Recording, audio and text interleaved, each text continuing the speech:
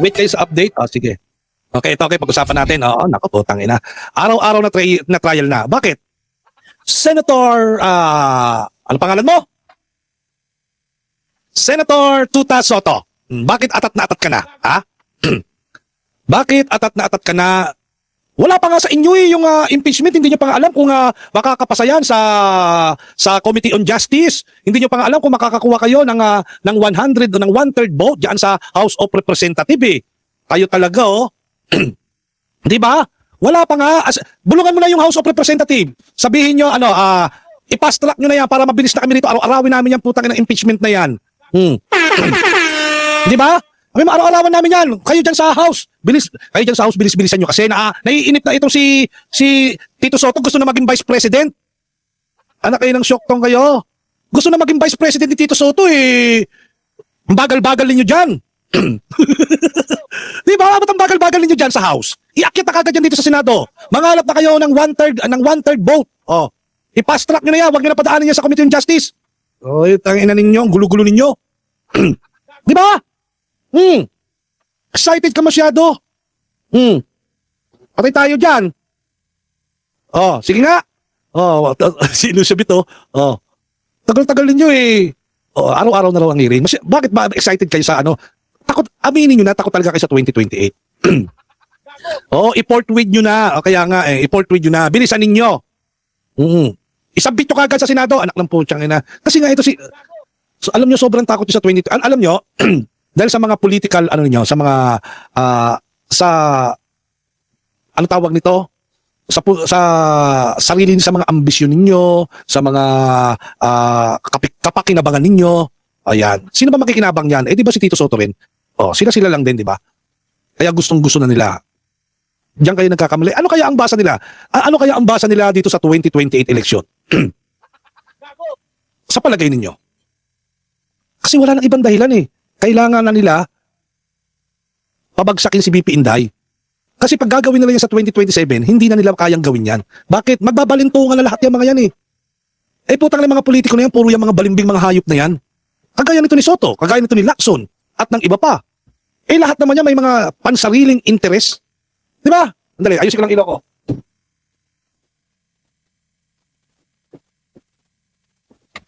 Yan. Lahat yan may mga pansariling interest. Kaya nagkakaganyan yan. Puta, sobrang liwanag. Bisit. Ayan. Kaya yan ang 1/3 vote. Andiyan kasi si Tamba. Kaya nga nagpapakita na si Tamba. Puta, sobrang liwanag. Ayan. Good morning. Political interest, totoo yan. Alam niyo sa totoo lang, tama yung suggestion ni retired Supreme Court Associate Justice Noel Tiham. Dapat alisin na sa Kongreso yung kapangyarihan, yung mandato ng impeachment. Bakit? Nagiging dahilan niya ng corruption, biases. Ito, pakinggan natin Pakinggan natin itong yung balita na yan tungkol kaya sa suggestion ni Justice Noel Tiham. Yan. Meron siyang suggestion dito. Panoorin natin.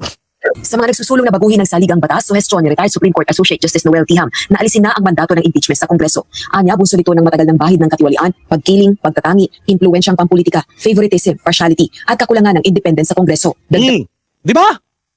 Ang liwanag Sabi nito, to those advocating charter change or constitutional amendments, o sa mga gusto, ikaw Tito Soto, di ba, nagsusulong ka ng constitutional change, gusto mo ng tiyatya, gusto mo palitan ng konstitusyon? Ito, palitan mo, putang na nyo.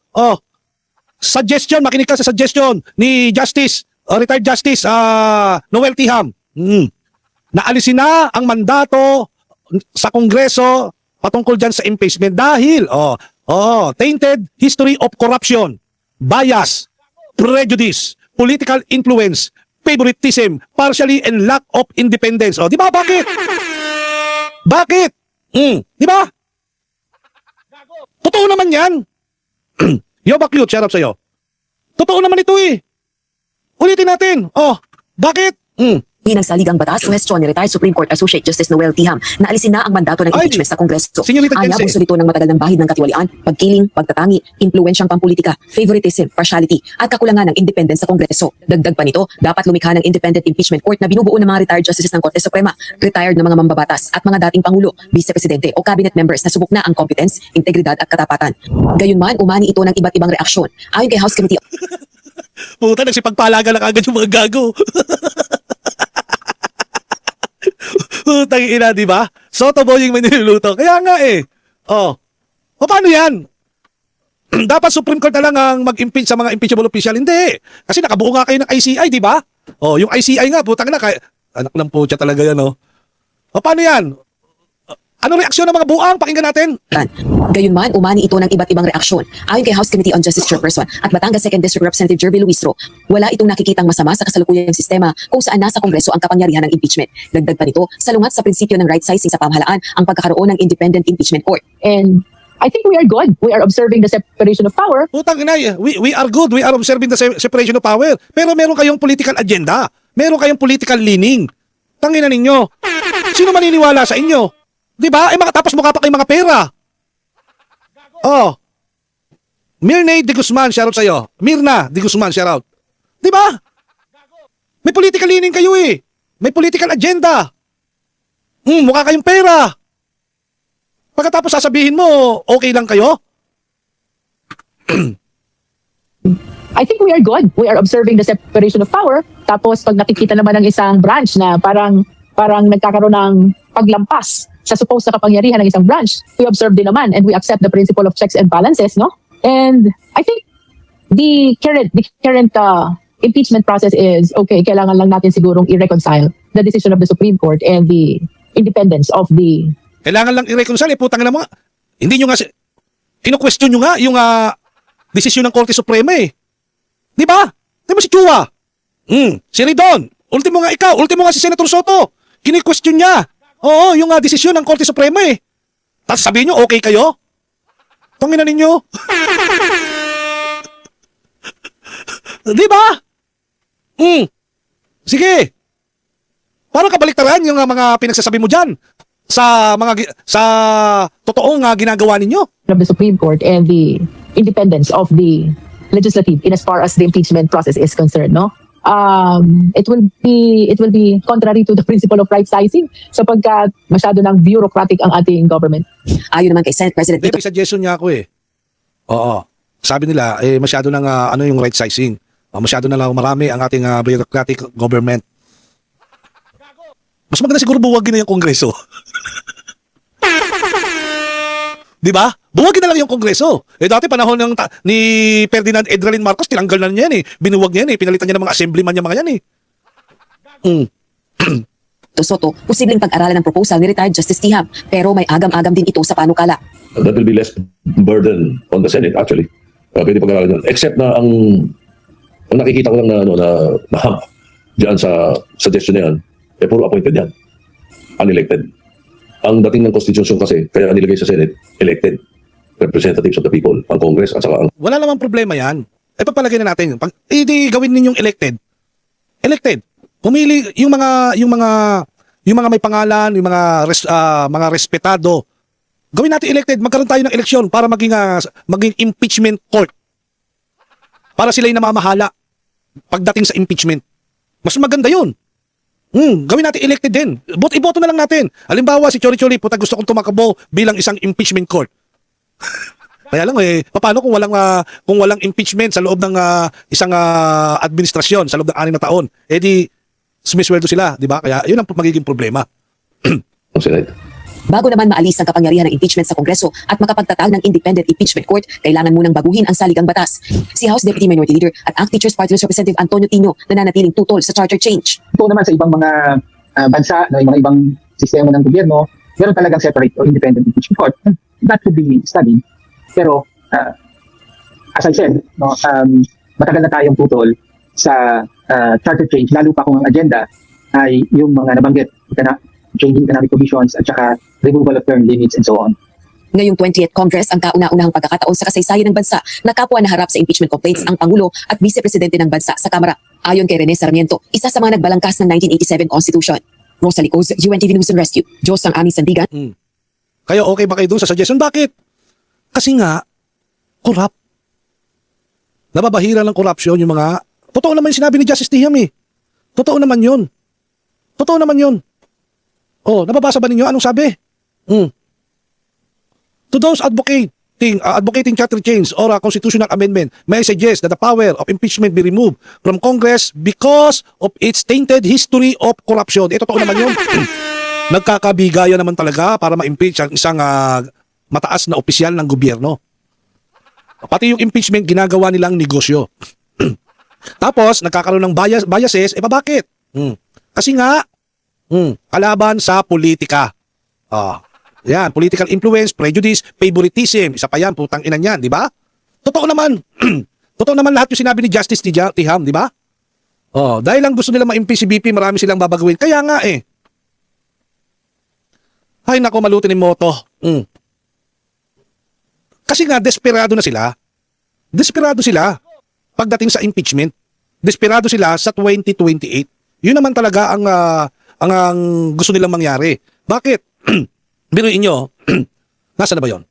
Pasok muna ito. Ito muna. Ano sabi ni Mike Defensor? Pakinggan natin. Politika ng 2028, kaya na tinututukan si Inday Sara Duterte. Dahil gusto nila mawala na ang magiging kalaban nila sa darating na halalan. Dati walang patayan yung kaso Pero sabihin mo na sige, gusto nila mag-file ng kaso at ang Vice President naman pagkakataon niya sumagot. Bakit ang Presidente? Yan ang mas malaki, bilon-bilon yung kaso na katulad ng binanggit mo. Dapat kung totohanan ang gusto nila na makita ang katotohanan at ma-resolve yung mga pagnanakaw sa gobyerno na alam mo yung unallocated fund, 2 trillion, hindi ang billion, 2 trillion from 2022 to 2025. Dapat lahat. Tinignan nila, kaso, unang araw pa lang Hindi pa nga tayo, kumbaga yung botohan sa form, kakatapos pa lang. Wala na kagad, tapos na rin kagad yung substan. Talagang minadali. Talagang napakasama ng kanyang ginagawa nila kasi nga, ang proseso ng impeachment, sagrado. Kailangan yan, tinitingnan natin na maayos at ang proseso yan ay tama. Pagka masyado naman nilang ginawang politika, hindi political kasi yung political process dyan, ibang definition yan sa ligang batas Pero ito ginawa lang politika dahil lamang sa eleksyon, dahil lamang sa pagkuha ng liderato sa 2028, talagang napakasama niya. Well, katulad po ng ginawa namin, dumaan kami sa proseso ng impeachment. Di ba? Sobrang takot nila Hindi naman talaga para panagutin si BP Inday. Hindi naman para talaga sa accountability.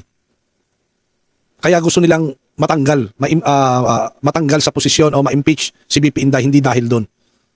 Dahil takot sila sa 2028. Takot sila. Pakinggan natin. Isa lang ang makakapasa. Which would you prefer na makapasa? Kay Sara Duterte. Kasi si Marcos, by 2028, he finishes his term. He's out of power. Si Sara can be state president in 2028. And we would also like to prevent that. Which Narinig nyo? Si Sara magiging presidente sa 2028. At yun ang hinahadlangan nila na maging presidente. Hindi para panagutin. Doon sa ibinibintang nila, doon sa impeachment complaint. Di ba? Hindi lang naman yan ang nagsabi niyan Halos lahat sila. Lahat ng makabayan. Ultimo nga si Risa, di ba? Sinabi rin ni Risa yan. Pinakita yan doon sa video ni BP Inday kahapon. Ano sabi ni Risa? Meron pa, kailangan natin pigilan. Itong si Sara Duterte na nasa pwesto. Pigilan natin ang pagbabalik. Hindi para panagutin. Para lamang pigilan magbalik ang mga Duterte. Di ba? Hindi nga para mapanagot Di ba? Sobrang takot nila. Ang linaw Napakalinaw niyan. Di ba? Grabe. Yan ang masakit na katotohanan. Yan ang masakit na katotohanan. Ito sa iyong palagay. Ngayong nalalapit na ang 2028 election, maraming re-electionist na miyembro ngayon ng majority bloc. Pati dyan sa Kongreso. Sige nga. Kasi kung mataas ang survey ngayon ni BP Inday Sara, tapos nakita na natin yung resulta nung nakaraang eleksyon, itong 2025.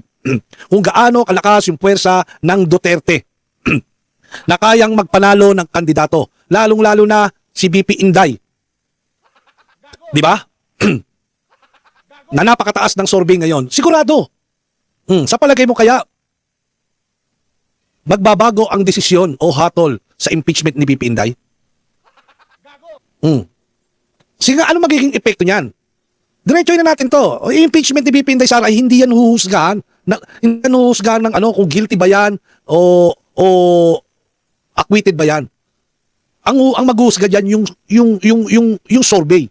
Kumbaga sa ang magiging korte diyan yung survey. Sa totoo lang, takot ang mga re-electionists. Sino kaya? Lalong-lalo yung mga swing arm na sinasabi ni Malutikia? Kasi alam niyo kung bakit. O pagpalagay na natin Dito muna tayo sa Senado, tapos balik tayo sa Kongreso, tapos balik tayo sa Senado ulit. Okay. Takot ang mga re-electionist sa 2028.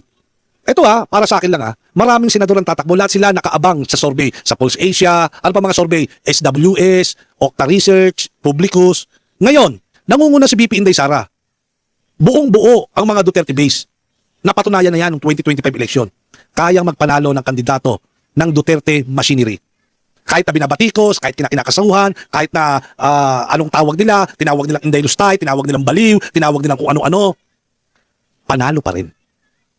Di ba? Tama, mali. Di ba? Sa mga re-electionist ng mga senador, ang tanong dito ay hindi basehan ba ang impeachment? Yung impeachment na yan, may basehan ba yan? Hindi nila tinitignan yan. Ang tinitignan nila dyan, putang ina, mananalo ba ako sa 2028 kung tatakbo ulit ako, kung babanggain ko si Sara Duterte? Di ba? Ayon sa survey ngayon, kung babanggain mo si BP Inday Sara, hindi ka mananalo. Tama, mali. Bakit? May lesson na 2025 Huwag mong kalabanin ng Duterte. Di ba? Kasi napaka-importante ng 2025 midterm result Di ba? May mga kandidato, kulang sa makinarya, kulang sa exposure, pero nanalo dahil sa Duterte endorsement. Yung mga nasa balag na alanganin nga na si Camille Villar at saka si Amy Marcos, kumapit kay BP Inday Nanalo Di ba? Kaya ngayon, kahit na nasa majority block yung papel, maraming senador nag-aalangan dyan sa impeachment na yan. Tahimik yung iba, umiiwas. Yung iba, neutral. Hindi dahil mga duwag yung mga yan Alam natin ng mga senador, mga practical yan. Bakit? Sasabihin ng mga ng mga senador na yan bakit ako magpapakamatay dito sa lintik na impeachment na ito? Di ba? Wala naman silang mapapala dyan kung makukonvict nila si BP Inday Pag kinumbik nila si BP Inday, putang ina aatakihin pa sila ng mga troll. May mga troll attack. Lalong-lalo na yung suporta ng mga Duterte. Di ba? Mawawala sa kanila. Marered tag pa sila sa mga Duterte supporter. Putang na, tatawagin pa silang mga traidor, lalo na itong mga bilyar na ito. Di ba? Tatawagin mga traidor yan. Di ba ngayon pala tinatawag na ng traidor? Yung mga bilyar? Di ba? Sus Maria Josep. Yung galit ng Duterte base siguradong mararamdaman nila. Yan. Hindi, sa totoo lang. Di ba? Hindi naman ibig sabihin na majority block anti-Duterte block na Hindi naman, kasi ang iba sinasabi kasi, yung majority block anti-Duterte ngayon. Hindi. Hindi ganun ang ibig sabihin yan.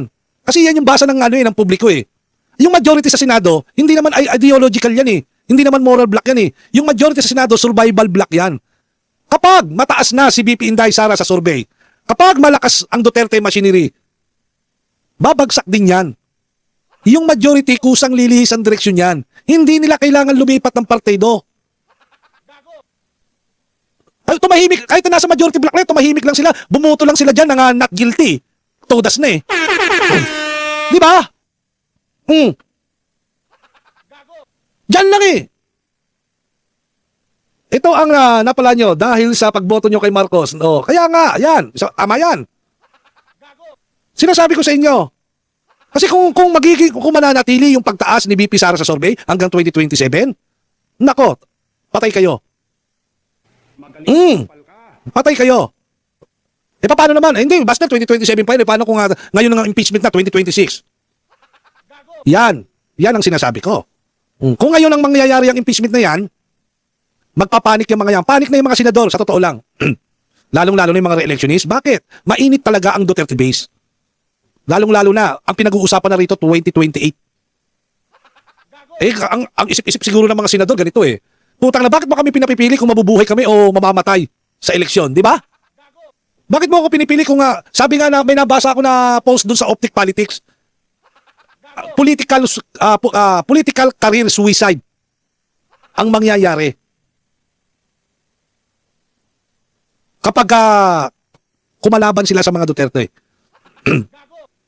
Sa totoo lang, dyan sa Senado, hindi ako naniniwala. Ako naniniwala na hindi makukonvict dyan sa Senado si BP Inday. Lalo na, putang na araw-araw ang hearing nila dyan. Araw-araw putang ina ang mga mata ng mga nanonood. Ang mata nakatutok sa mga senador kung papaano sila gumagalaw doon. Nakatutok kung ano yung mga pinagagawa nila doon. Atake laban sa kanila. Ang mararamdaman nila. Makikita nila ang puwersa ng Duterte base sa social media. Maniwala kayo. Handaan niyo yan. Kasi magmamarka yan eh. Mamarkahan kayo bawat isa. Halimbawa, etong si Risa, halimbawa, etong si Tulpo, halimbawa, etong si ganito, nag-iepal-ipal, nakikita yung biases laban kay BP Inday Sara. Putang ina, asahan mo kinabukasan. O pagkatapos lang ng trial, o kaya habang may trial, makikita mo yung mga post sa social media niyan. Mamarkahan kayo, mapupunyeta kayo. Bargain shopper, shoutout sa'yo. Di ba? Ay, Lola Meg Pinay! Maraming salamat, Lola Meg Pinay. Thank you. Di ba? Mamarkahan kayo, maniwala kayo. Sinasabi ko sa inyo. So, wala yan. Hindi sila makakakuha ng 2/3 para makumbik. Kasi bakit? Dalawa lang mag-abstain dyan, absuelto na eh. Oh, si Lito Lapid, halimbawa, mag-abstain yan. Oh. Di ba? Ayaw niya masilak yung kanyang political career. Kung sino-sino, pwede mag-abstain dyan. Sino ba mga re-electionist dyan? Sige. Rapi Tulpo? Hindi ako naniniwala na magkukumbik yan. Di ba? Sinasabi ko sa inyo, mas lalakas si BP Sara. Bakit? Magiging martir yan eh. Gagamitin yan sa 2028. Gagamitin ni BP Inday, sasabihin ni BP Inday, sinubukan nila akong pabagsakin. Pero talo sila.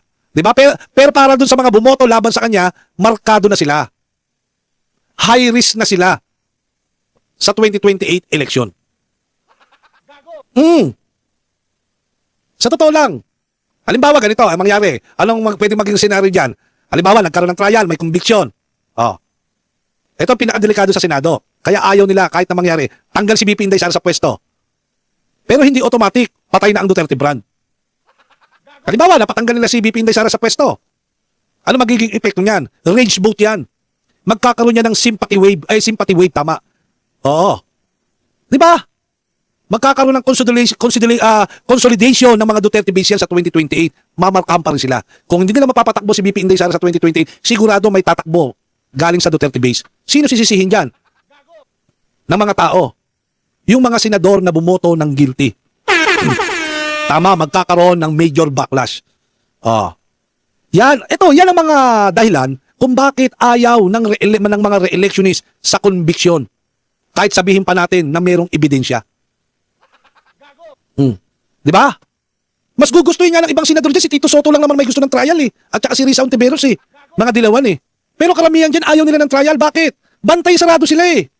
Mas gusto ng iba dyan na wala ng trial. Kasi tandaan ninyo yung risk sa mga senador ha. Pag walang trial, yung risk sa senador, mababa. Pagka nagkaroon ng trial tapos na-acquit si BP Inday Sara, medyo katamtaman lang yung risk sa senador. Pero pagka nagkaroon ng trial tapos na-convict si BP Inday Sara, napakataas ng risk niya sa senador.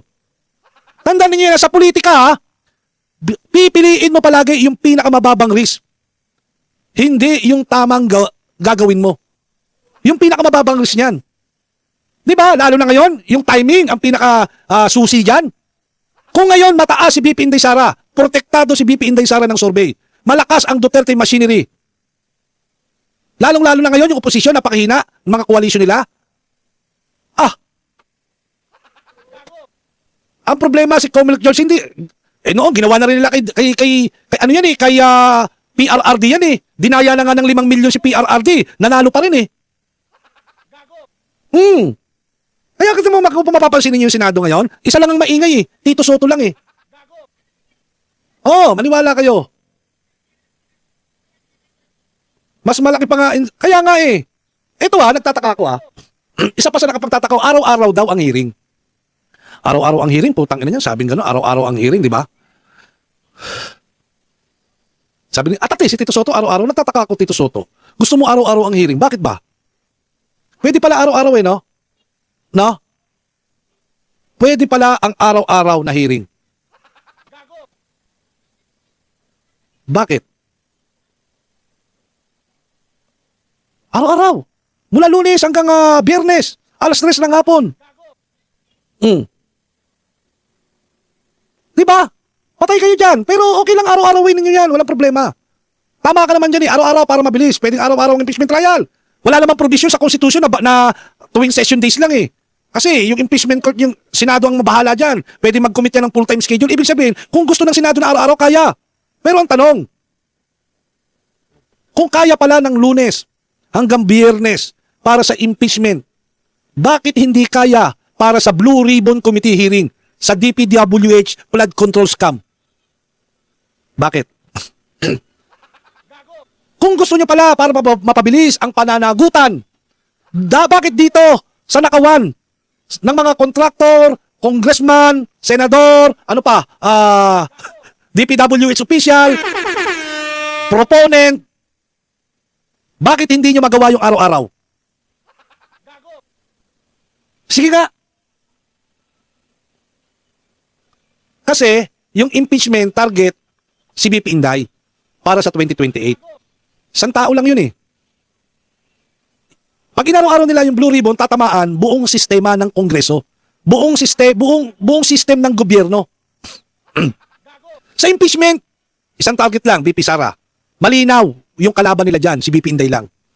Ipiniprame nila yung accountability kahit na hindi naman. Gusto lang talagang sirain para sa 2028. Kayang-kaya daw nila i-manage yung mga damage. Eh sa DPWH flood control, scandal.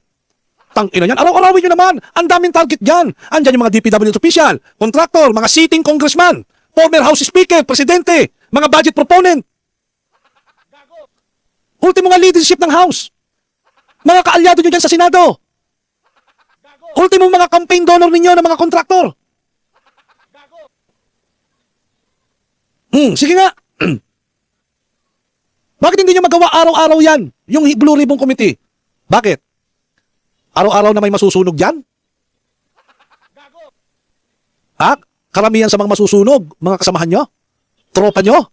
Kaibigan nyo? Kaalyado nyo? Sige nga. Bakit hindi nyo araw-arawin yung Blue Ribbon? Kaya pwede pala kayong araw-araw mga hinayo pa kayo eh. Diba? Pwede pala kayong araw-araw na mag-trial. Eh di ba sabi nyo araw-araw, gagawin niyo para matapos kagad yan. Pwede pala yun eh. Pati kayo araw-araw mag-Blue Ribbon Committee hearing. Para matapos kagad, malaman kagad kung sino mga putang ina mga magnanakaw na yan. Ayaw nyo. Takot kayo. Ayaw nyo na magtuloy-tuloy, ayaw nyo iseryosohin kasi hindi lang balita ang lalabas, hindi lang headline. Lalabas ang mga bank record dyan, lalabas yung mga dummy company, lalabas yung mga yung flow ng kickback, lalabas yung mga budget insertion trail, di ba? Yan ang dahilan kung bakit mas pinababagal ninyo, mas pinahihina ninyo, mas pinagpuputol-putol ng Blue Ribbon Committee hearing. Di ba? Hindi dahil sa wala kayong panahon, hindi dahil kulang kayo sa oras. Bakit? Maraming tatamaan. Di ba? Kasi kapag sinabi ni Senator Soto, kapag sinabi ni Soto na araw-araw para mabilis matapos, ang tanong, mabilis matapos para kanino? Sa impeachment? Kailangan mabilis para bawas exposure sa Senado? Kailangan bilisan ninyo yung impeachment para mabawasan yung political bleeding? Kailangan mabilis yung impeachment para kontrolado ninyo yung narrative? Sa DPWH scam, sa Blue Ribbon Committee, pag binilisan ninyo yan, sunod-sunod lalabas ang ebidensya. Mabilis. Labas kagad ang ebidensya dyan. Mabilis. Momentum ng public outrage. Mahihirapan ng pigilan yung mga whistleblower dyan. Di ba? Pwede pala araw-araw eh. Bakit sa trial, bakit sa Blue Ribbon Committee hindi nyo magawang araw-araw? Di ba? Sige nga.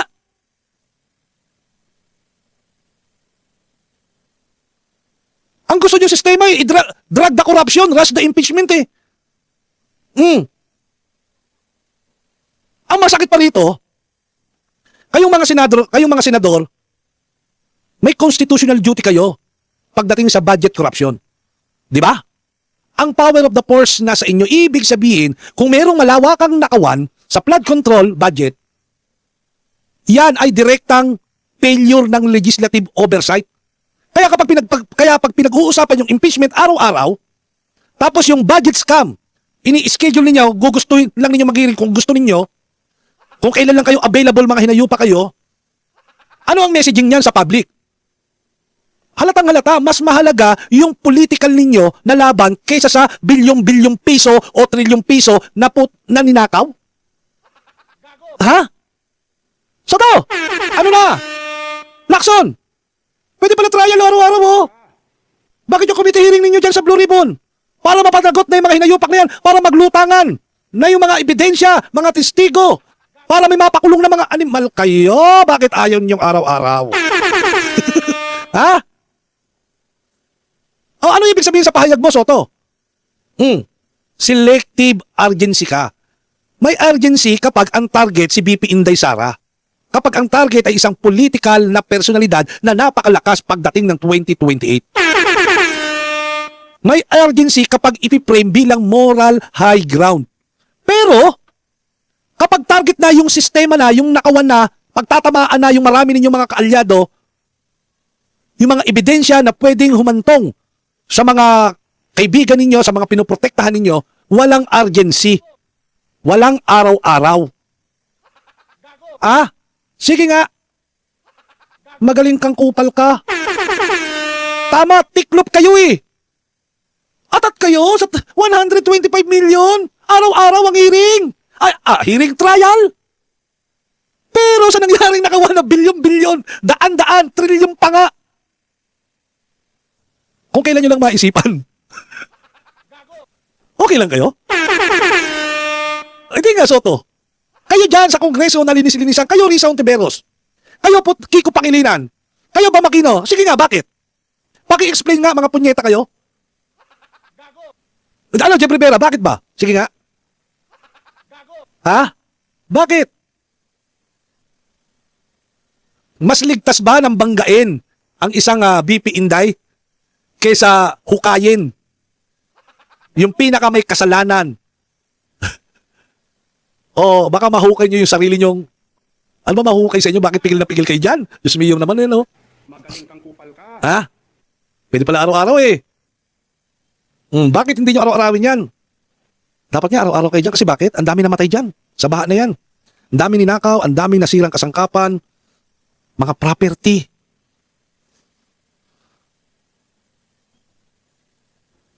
Bakit yun? Ayaw nyong bigyan ng hustisya. Sige nga. May namatay ba doon sa confidential fund na hinahanap ninyo kay BP Inday?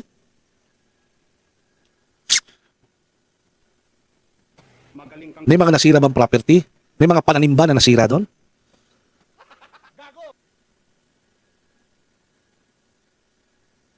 Sige nga. Mamadali ka eh. Alam naman namin kung bakit kayo nagmamadali. Alam namin. Kasi kung hindi nyo gagawin ngayon yan, hindi nyo na yan magagawa sa susunod na taon. Hindi nyo kayang pigilan ang lakas ni BP Sara Duterte. Hindi nyo kayang pigilan. Sa totoo lang. Hindi nyo kayang pigilan ang lakas ni BP Inday Sara Duterte. Nasaan yung video ko? Malabo raw na umusad pa ang panibagong reklamo laban kay VP Sara habang expected na rin daw ang pagbasura sa impeachment complaint laban kay PBBM. Ayon yan kay Congressman Eli San Fernando. Anya, pansariling Nasaan na yun? kasi ang iniisip ng mga kapwa kongresista. Narito ang Agenda Weekend Report ni Isaiah Virafuentes ng Abante. Sa 2028 national elections na nakatuon ng pansin ng ilang mga mambabatas. Ito ang pananaw ni Kamanggagawa Party List Representative Eli San Fernando. Kaya anya, naniniwala siya na hindi lulusot sa plenaryo ng Kamara ang impeachment complaint laban kay Vice President Sara Duterte. Ano daw? Hindi lulusot sa Kamara ang impeachment complaint kaya BP Inday?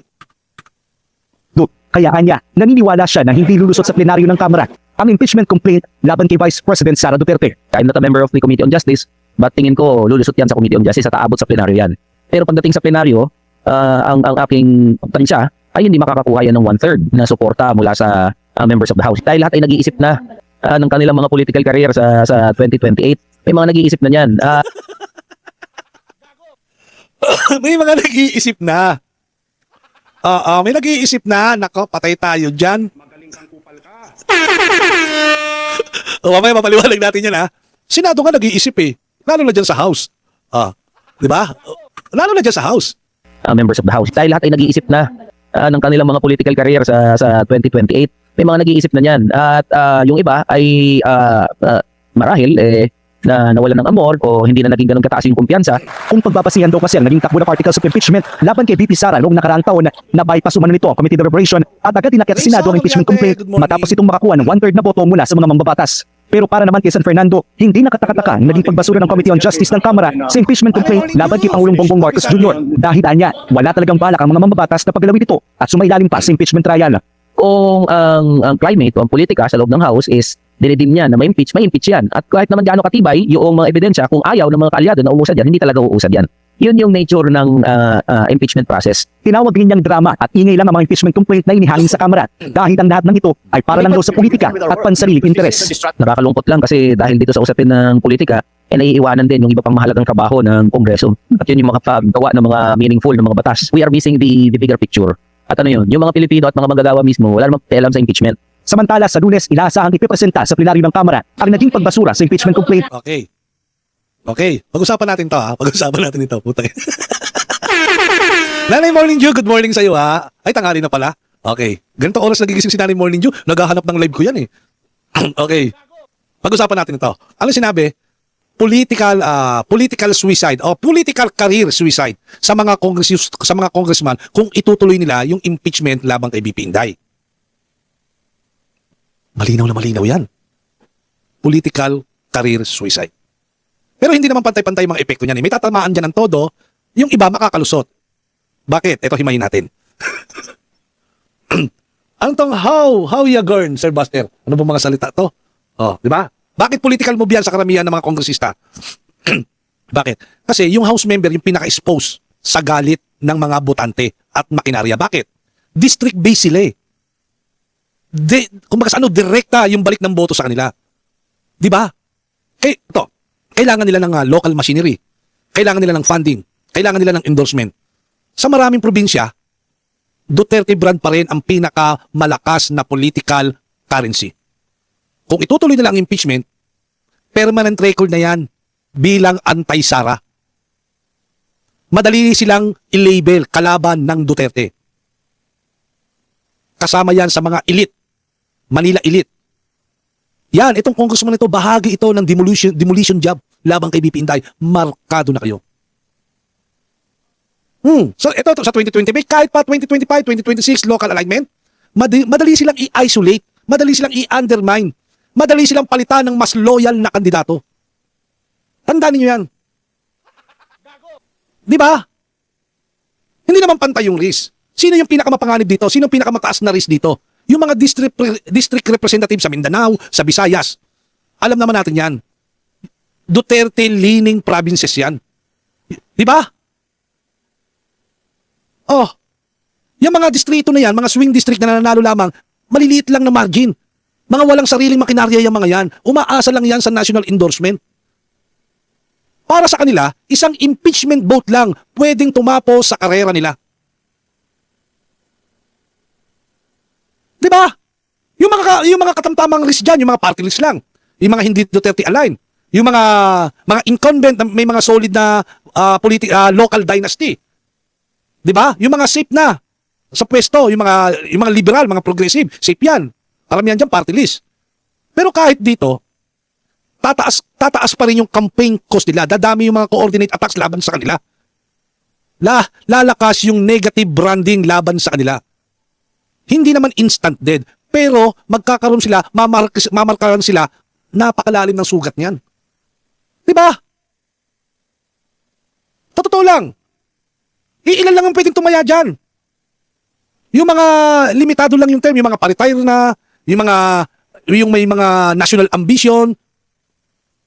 Di ba? Yung mga last term na, baka tumaya. Pero ilan lang yan. Para sa kanila, yung impeachment legacy move yan. Hindi yan re-election move. Di ba? Para sa kanila. Para sa mga magre-retire. Karamihan naman dyan, minority. Kasi bakit? Yung Kongreso binubuo yan ng mga survivor.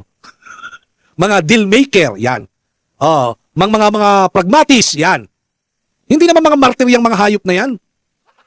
Di ba? Ang pinakamalaking problema pa nila dyan, walang kapalit na reward. Halimbawa, binoto ko. O, bumoto ako para pumirma ako doon sa impeachment laban kay BP Inday. O, ano kapalit niyan? Eh kung wala, paano? Walang kapalit na reward. Diba? Kung bumoto ka laban kay Sara, ano kapalit niyan? Walang guaranteed protection. Walang solid alternative coalition. Walang sigurado na mananalo ang oposisyon sa 2020. Ibig sabihin, wala silang paglalagyan. Buti kung may premyo sila galing sa administrasyon, may pabaon sila na kahit matalo sila, putang ina, safe na yung ano nila, bulsa nila. Di ba?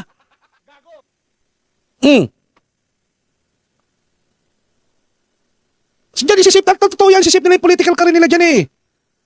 Kaya lang naman yan nag-iingay ngayon dahil mayroong pressure sa leadership. Di ba? Mayroong nagtutulak na kapag na-convict si BP Inday, tapos na siya. Hindi yon. Tapos kayo. Bakit? Mayroong sisibol ulit na Duterte. 3 yung magkakapatid na yan eh. Ang napakahirap ng conviction na yan. Delikado ang backlash niyan. Di ba? Yari kayo dyan. Eh alam naman natin, itong mga politiko, hindi naman to idealist. Di ba? Karamihan dyan. Hindi rin yan suicidal. Oh. Kaya yan, mga yan. Putang na talumbakod dyan, mga yan. Oh, putang na. Di ba? Lalo na yung mga pumirma dati na hindi nabigyan. Dahil hinold nga di umano, sabi nga ni Toby Chanko, tangina pumirma kami sa impeachment eh. Hindi naman na tupad yung for later release ng pondo. Di ba hindi nga pinayagan ni BBM yung release nun? Kaya lang naman sila nakapirma nun dahil pinangakuan sila. O nagalit nga yung iba, di ba? Dahil hindi nga na-release. Sige. Kala nyo ha? Visit kayo? Naginginig kayo ng house ngayon. Bakit? Ay, maniwala kayo sa akin. Oh, ang dami nanginginig dyan. Lalo na yung mga yung mga nanalo lang ng yung mga re-electionist, tapos nanalo lang ng konti lang ang diferensya nila sa kalaban nila. Oh. Halimbawa, si Pax Limson, ang kalaban niya, si Jeb Rivera. Nanalo lang ng 1,000 na lamang. Ayan, ninenervyos na yan. Di ba? Hoy, Maura Gonzales, shoutout sa'yo. Di ba? Yan yung mga yan. Nanalo lang dahil divided yung opposition. Dahil nanalo lang dahil mahina yung kalaban. Oh. Nanalo lang dahil pinadisqualified yung kalaban. Nanalo lang dahil meron ng deal. O wag ka munang tumakbo ha. Next month ka na, next election ikaw naman ang tatakbo. Dahil may mga deal na, di ba? Karamihan nangyayari naman yan sa local, may mga deal na yung pamilya. Lalong-lalo na wala kang regional brand, umaasa ka lang sa national alignment, umaasa ka lang sa basbas ng Malacanang, ng palasyo, ng administrasyon. Nanalo ka lang dahil sa appointment ng COMELEC. Di ba? Tama ka, Jeb Rivera. Takot yung mga yan. Tandaan ninyo ha, yung bumoto laban kay BP Inday o pumirma dyan sa impeachment, mamarkahan yan, tatapatan yan ng isang Duterte-aligned challenger. Duterte endorse challenger. Tapos na ang boxing. Kayang-kaya ng baliktarin yan. Biruin nyo, sa Leyte nga. Sino yon si yung kalaban ni Tambaluslos? Si Ate Nene? Tingnan nyo sa Cebu Governor. Ano nangyari? Duterte aligned, nanalo. Sa Tacloban, si Ate Nene, suportado na. Alam naman ng mga Tacloban na ayaw na nila kay alam ni Romualdez na ayaw na ng mga Tacloban sa kanya. Kaya lang no choice walang kalaban eh. Si Ate Nene nga pinadisqualify nila. Alam nyo, kung talagang malakas si Tambaluslos sa Tacloban, kababago-bago ni Ate Nene, walang political machinery, walang pera, bakit niya pinadisqualified? Duterte align eh. Duterte endorse. Diba? Kung talagang malakas si Romualdez, kung talagang gusto pa siya ng mga taga-Tacloban, bakit hindi niya pinabayaan si Ate Nene na tumakbo? Bakit niya pinadisqualified? Magaling kang kupal ka. Iba! Diba? Si Pam, governor lang sa Cebu, nilamon, milyon ang lamang niya. Oh, kaya Governor Garcia. Oh. Isang Duterte endorse challenger lang, todas na yung karir nila. Lalo na sa pagdating sa Mindanao representative. Kahit hindi Duterte loyalist, kahit na neutral sila noon, nagbabago na ang gravity. Hindi, reality check tayo sa Mindanao. Duterte nin, cultural capital yan eh. Kahit hindi bumoto sa kanya. Diba, yung district ayaw nilang kalabanin. Di ba? Marami sa kanila pumirma dahil lang sa pressure ng House leadership. Ngayon, hindi sila nagsasalita. Hindi sila nag-a-attend ng mga pro-impeachment event. Tahimik sila ngayon. Di ba? Biruin mo, putang ina. O yung paano naman yung mga... Eto pag-usapan naman natin yung mga administration. Naka-align sa administration ng mga congressman. Pero walang sariling political base. Isa pa yan. Lalo na palubog na ang administrasyon ni Marcos. Diba? Kasi problema nila kung malakas si Sara. Delikado ang impeachment. Tapos palubog na si Bongbong Marcos. Wala nang fallback. Wala na silang babalikan eh. Lubog na yung Marcos eh. Kaya ang galaw nila ngayon, ano gagawin? Tingnan mo si Dan Fernandez, talo, olats. Diba? Yan ang sinasabi natin. Sino-sino mga pwedeng umatras kapag lumakas pa si CBP Inday? Ang tanong, paano pa sila atras? Dalipi, iyak. Abante nga, talo eh. Nanalo lang sa dahil na disqualification eh. Di ba?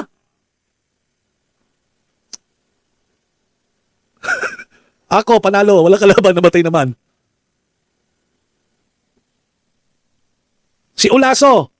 Kaya nga si Kimmer Ulaso lang katapat eh. Kaya nga di ba? Seaman lang yun. Tinalo yung veteranong, kaya nga sinasabi ko eh. Yung mga party list, tahimik rin yung mga yan eh. Ayaw rin nila ma-apektuhan. Mga ano nga lang, mga makabayan lang ang maingay. Wala naman pinaiingay lang naman ng mainstream media yan eh.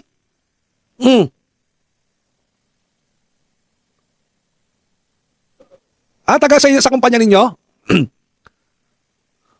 Di ba?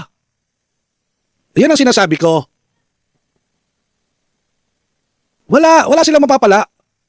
Lalo naman sa Senado, patay kayo dyan. Lipat tayo sa Senado. Sa Senado, putang na, lalo na yan, national yan.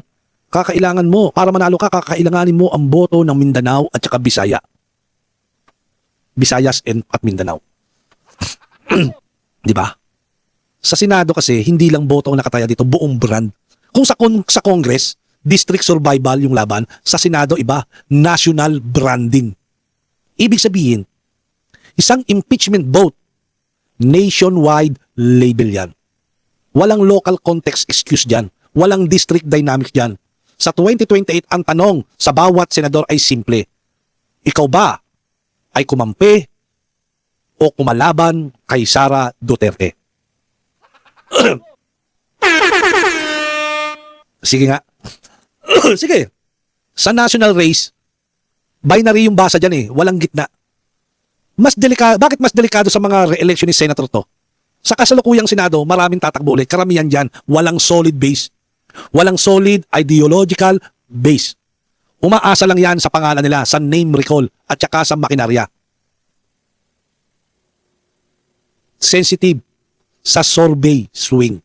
Kapag bumoto sila para sa conviction, tapos hindi na-convict si BP Inday Sara, bumaliktad yung narrative, wala na silang tatakbuhan.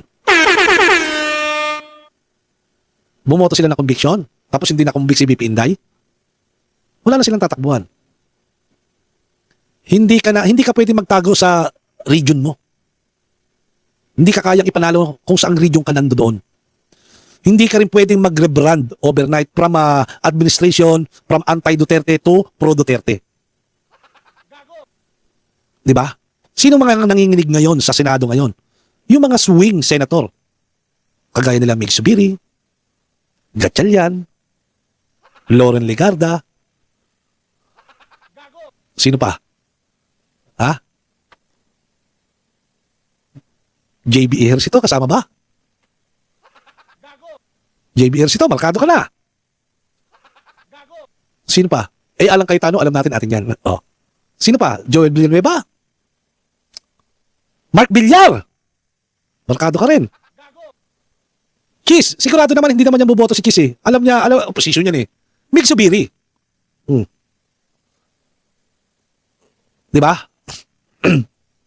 Kasi yung mga swing senators, hindi hardcore Duterte yan, hindi rin opposition.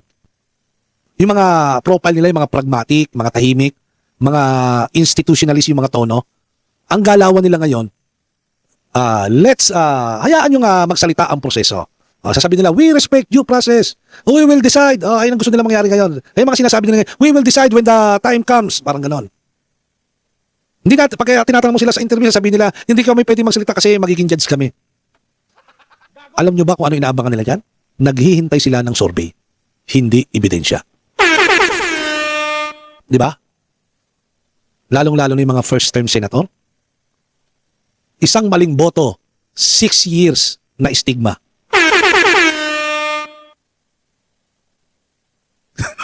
Magpalagay na natin 3 years lang. Lalong-lalo na yung mga senador na wala pang mga legacy buffer. Walang mga solid national machinery. Lalo na ang Gatchalian. Na pera lamang ang pinaiiral. Mayaman ang mga Gatchalian, may mining company yan eh. Para sa kanila, mas ligtas ang hindi pag-usad ng impeachment o maling pagboto. Yung mga senador na gustong may ambisyon mag-vice president, kung lalabanan nila si BP Inday, siguraduhin nyo lang na mahina si BP Inday. Kasi kakampihan nila si BP Inday kung siguradong mananalo siya eh. At sigurado naman yon. Di ba? Sige nga. Kaya nga araw-araw yung impeachment trial. Ito pagpalagay. Araw-araw yung impeachment dyan. Sa Senado. O sige. Araw-araw yung impeachmentan. Ibig sabihin araw-araw sila nakikita. Araw-araw yung trial eh. Araw-araw yung mga clip na makukuha. Araw-araw yung soundbite. Araw-araw yung framing. Tandaan ninyo ha. Hindi si Sara ang laging nasa camera. Hindi si BP Inday. Sinabi nga nila, sisipot lang si BP Inday kung ipatatawag eh. Sino ang mga nandun sa camera? Mga senador. Titignan niya ng mga tao kung sino yung nagagalit, sino yung mukhang elitista, sino yung nagmumukhang bully. Siya ang matatalo ngayon sa TikTok politics, YouTube politics, at saka Facebook politics, social media politics.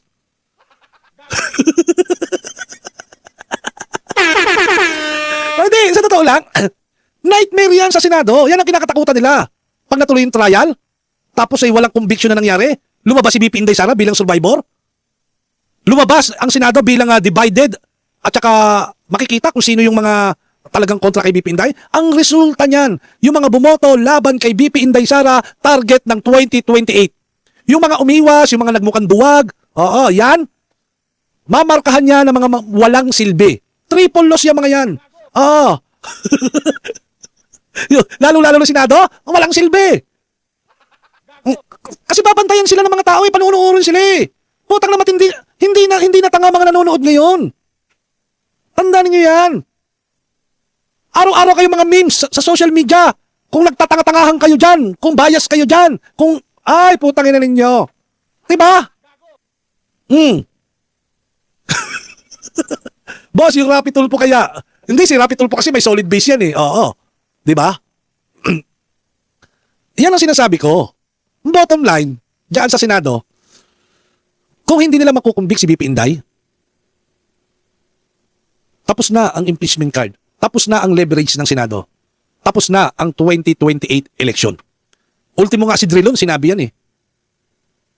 Kung hindi nila makukumbik si BP Inday, wala na. Kahit yung mga progressive, kahit yung mga makabayan block, sinabi nila yan.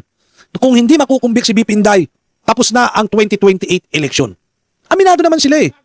Tapos na. Ang masakit ka lang nito, yung mga senador na sumugal laban sa kanya, magbabayad sila. Yung mga senador, bumoto laban kay BP Inday, sila ang magbabayad. Putang na, kung ikaw sugarol, putang sa katataya. Sige nga. Political career mo. Alam nyo, sa isang national election, hindi sapat yung tama ka. Kailangan tama ka sa tamang oras. Sa kasalukuyang configuration ngayon, mas malaki ang tsansa na maging political suicide sa Senado yung conviction attempt kay Sara. Tandaan niyo yan. Sila, tama, sila ang ipapako talaga sa krus. Mamarkahan sila eh. Mamarkahan sila. Diyan nga malalaman kung sino ang mga elitista Alam nyo, kahit na gumalaw ang oligarch dyan, sino ba ang boboto? Sa mga sa mga re-electionist na mga senador at saka mga congressman. Hindi naman kaya magpanalo ng mga oligarch Kahit magbigay sila ng magbigay ng pera, tatanggapin lang yan, matatalino ng mga botante ngayon. Tandaan niyo yan. Hindi kaya magpanalo. Kahit ang Marcos, kahit ang Dilawan, hindi nila kaya ipanalo yung sarili nila Sa buwatan lang naman sa Comelec ang ginawa nila, kaya sila nanalo. Sila Bam, si Kiko. Pinapwesto talaga yan dyan para magkaroon ng corroboration yung Dilawan at saka Pulahan Pero kung talaga ang kaya magpanalo, yung masa. 70% ng botante galing sa C, A, B, C, C, D at E. Kala nyo ba? Hindi nila kayang talunin. Mga survivalist yan Ang tawag sa kanila, re-electionist survivalist. Tatakbo kayo sa 2028, wala kayong solid base? Umasa lang kayo sa pangalan nyo? Putang na, umasa kayo sa survey? Mindset. Mindset ng mga politiko. Bakit nila sisirain yung chance nilang manalo? Para sa kasong hindi naman siguradong mananalo. Di ba? Ang magiging galaw dyan sa impeachment, iiwas yan sa conviction. Pwedeng mag-abstain, pwedeng vote to dismiss, pwedeng mag-no, di ba? Pwedeng mag-not guilty. Sabihin kung sa inyo, dalawang abstain lang Dalawa lang mag-abstain dyan. Absuelto na si BP Inday Mahirap kunin ng 2/3. Halimbawa ako, play safe ako. Play safe ako Play safe ako, play safe. Sasabihin ko, tangina, delikado ako Baka mamarkahan ako ng mga Duterte followers. Kailangan ko rin ang boto nila kasi nung huling election, putang ina, number number 11, 12, 13, naglalaro ako dyan Wala silang numero. Dalawa nga lang mag-abstain dyan. Wala na. Dahil yung 8, solid na yun Yung 9, solid na yun Sa palagay nyo kaya si Pia Cayetano, boboto yan? Nang guilty si BP Inday? Sasama ang loob ng kanyang kapatid na si si Alan Peter Cayetano. Ako rin naniniwala ako Yung Bilyar, hindi rin boboto yan. Maniwala kayo sa akin. Hindi rin boboto yan. Sinasabi ko sa inyo, dalawa nga lang mag-abstain Wala na, tapos ng boxing. Kasi pag nag-abstain ka, hindi naman conviction ng boto mo dun Dahil hindi mo naman sinabi na guilty. Abstain ka Hindi pabor pa rin yun. Hindi iyo kasama sa bilang ng 2/3. Sige nga, paano nyo makukuha ngayon yan? Lalo na yung mga may ambisyon sa 2028 na posible pang sumama sa ticket ni BP Inday Sara para masigurado ang panalo nila. Di ba?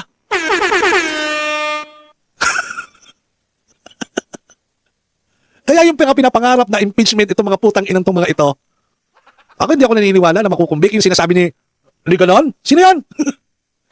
Itatala daw sa kasaysayan si BP Inday Sara na kauna-unang vice presidente na napatalsik sa pwesto? Si Ganon. Ang pangalan nun? Sindanya? Butang ina niyan, di ba?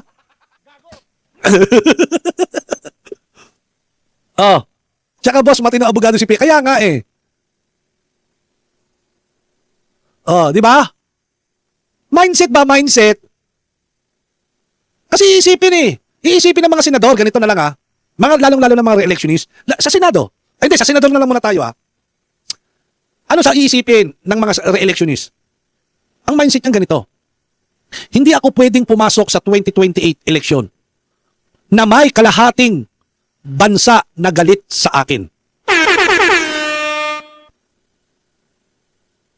Di ba? Tatakbo ka sa 2028, yung kalahati ng bansa galit sa'yo.